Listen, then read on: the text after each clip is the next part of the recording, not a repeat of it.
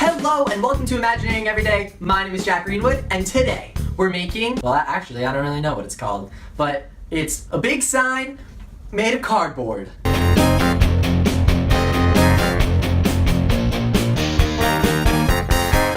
As you can tell, I use cardboard for a lot of things. And this is because I don't have money. So, I use cardboard. Now this actually costs $0, so if you want to go out and make this, then go for it. It actually uses hot glue sticks, and paint, and brushes, but you know what, I already had all that stuff, so it doesn't matter. Anyway, this is how you make a sign. So the sign was for the Seattle-themed party, and I had to go off of this picture to make it. I had to spell out public market, so I started by cutting out each letter from nice, clean cardboard from Costco. If you wonder where I get my cardboard, it's from Costco. They have nice big sheets, and it's free. Then I made the letters three-dimensional using the same technique that I did for the gears. I cut out 2-inch strips and hot glued them all the way around the perimeter of the letters. Once I was done with that, I had to create beams to go across the letters to hold them all together. So I took 3 of those strips that I cut, and I actually hot glued them together to make a sort of triangle. It was a long tube, and because it was made into a triangle form, it was super sturdy. I actually scored the cardboard so that I didn't have to glue 3 separate strips together, and I just bent them into a triangle formation. They weren't long enough, so I took 2 of the beams and connected them together with masking tape and hot glue. Once I was done with all the beams, I just spray painted them all black.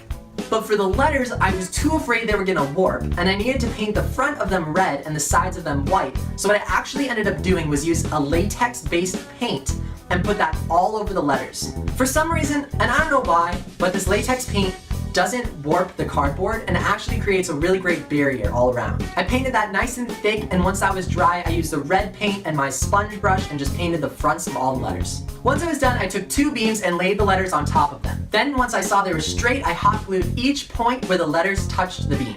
This worked great and they were super sturdy. Now I had to make the clock. For the clock, it was basically the same way I made these gears. I took the yarn, made a circle, cut out the circle on the cardboard, and did the same technique to the letters by making it 3-dimensional all the way around. Then I painted it white, just like the letters, cut out little strips of cardboard and made tick marks all the way around, and cut out arrows out of cardboard, painted those red, and put them on using a nut and a bolt.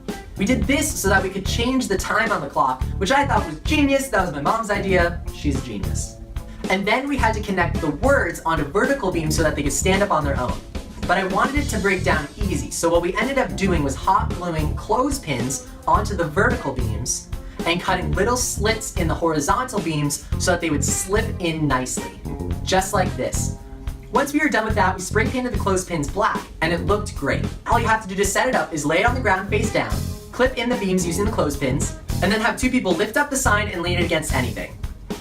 And here is how it looks. All finished, all done. All the bells and whistles. Looks good, if I do say so myself.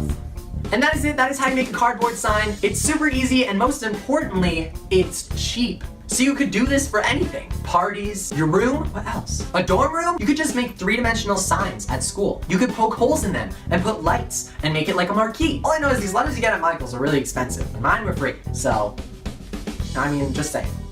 It's overpriced. Just saying.